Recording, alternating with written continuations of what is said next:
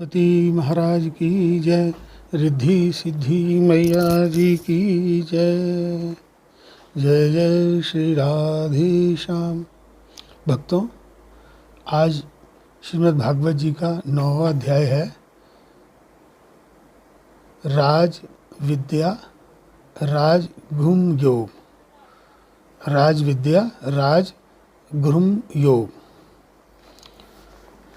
अब श्री कृष्ण जी जिस अर्जुन में दोष नहीं है, ईर्ष्या नहीं है, अब इसे परम गोपनीय विज्ञान सहित ज्ञान बता रहे हैं।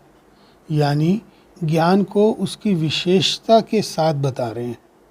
ऐसा ज्ञान जिसे भली भांति जानकर अर्जुन दुख रूपी संसार से मुक्त हो जाएंगे।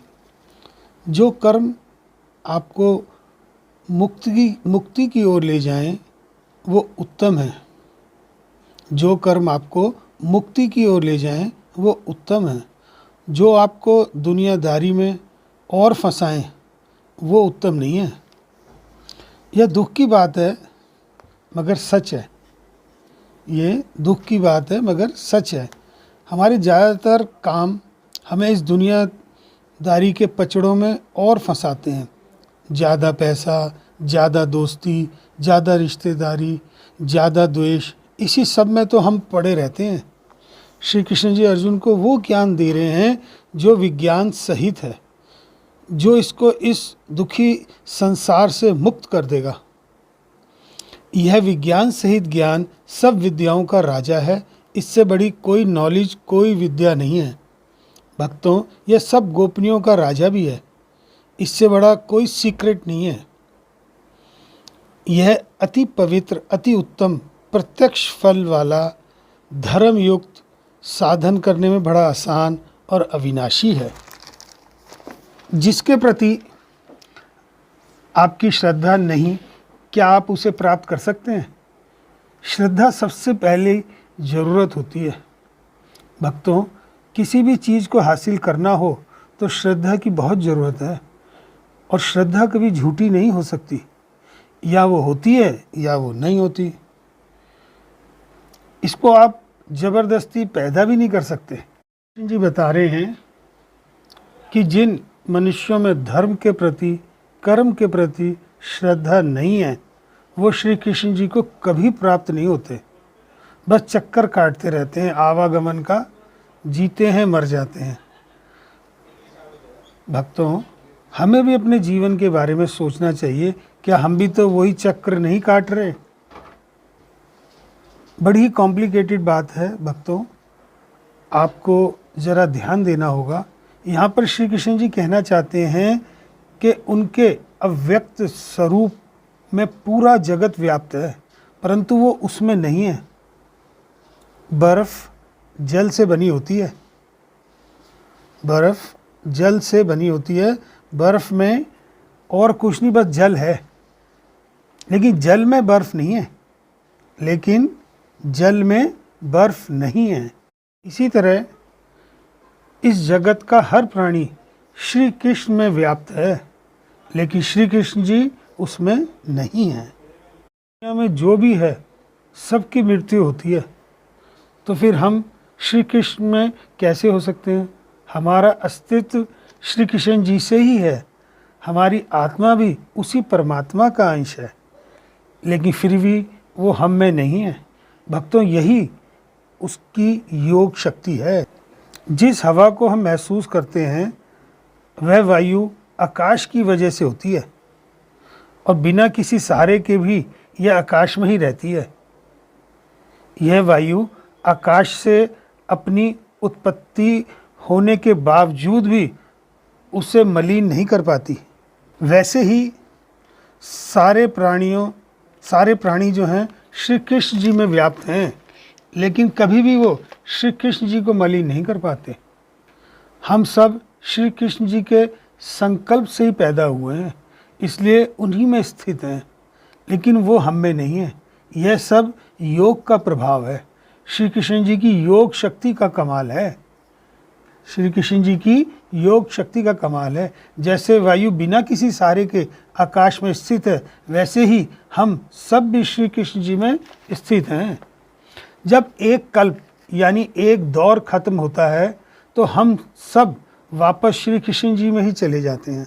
हे अर्जुन, कल्पों के अंत में सभी भूत प्राणी मेरी प्रकृति को प्राप्त होते हैं, यानी प्रकृति में लीन होते हैं, और कल्पों के आदि में उनको मैं फिर से रचता हूँ। उनकी रचना के बाद ही कल्प की शुरुआत होती है। कल्प की समाप्ति पर जहाँ से आया था वहीं पहुँच जाता है। यूँ मान लीजिए कि कल्प भी जब अपना कर्म पूरा कर लेता है तो समाप्त हो जाता है। जैसे कि श्री कृष्ण जी ने खुद कहा था कि कर्मों से कोई बच नहीं सकता, ऐसा हो ही नहीं सकता कि कोई कर्म ही ना करे। इसी तरह बार बार सर्जन करना ही श्री कृष्ण जी का कर्म है। जैसे हमने कर्म किए थे वैसे ही हमारा स्वभाव हुआ, उसी के गुणों के हिसाब से श्री कृष्ण जी हमारी आगे रचना करते हैं, हमें रचते हैं। इसी तरह से श्री कृष्ण भी अपना कर्म जो है वो करते रहते हैं, और हम भी। लेकिन श्री कृष्ण जी अपने कर्मों से बंधते नहीं हैं। श्री कृष्ण जी दुनिया की रचना के विज्ञान के बारे में बता रहे हैं, और यह भी बता रहे हैं कि उनकी अध्यक्षता में ये जो माया है उसको रचती है। भक्तों, श्री कृष्ण जी के संकल्प से ही यह दुनिया बनती है, और उनकी चेयरमैनशिप में माया इस दुनिया को बनाती है। हम सब आते हैं जाते हैं, जीवन मरण का ये चक्र चलता ही रहता है। ऐसे कई अज्ञानी हैं जो श्री कृष्ण जी को नहीं मानते, उन्हें नहीं समझते। यहाँ श्री कृष्ण जी से मतलब परमात्मा से है, जिन्होंने सारी दुनिया रची है, व्याप्त है जिनमें।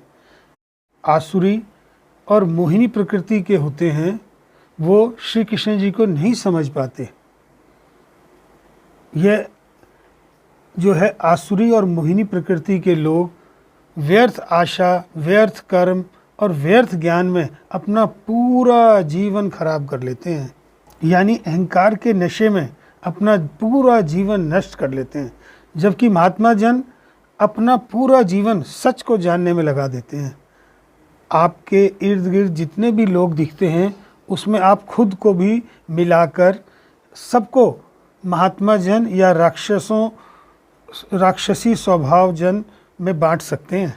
कहते हैं, हे पार्थ, विवेकी जन जो देवी प्रकृति में स्थित हैं, वह मुझे संसार का आदि अविनाशी जानकर अनन्य मन से भजते हैं।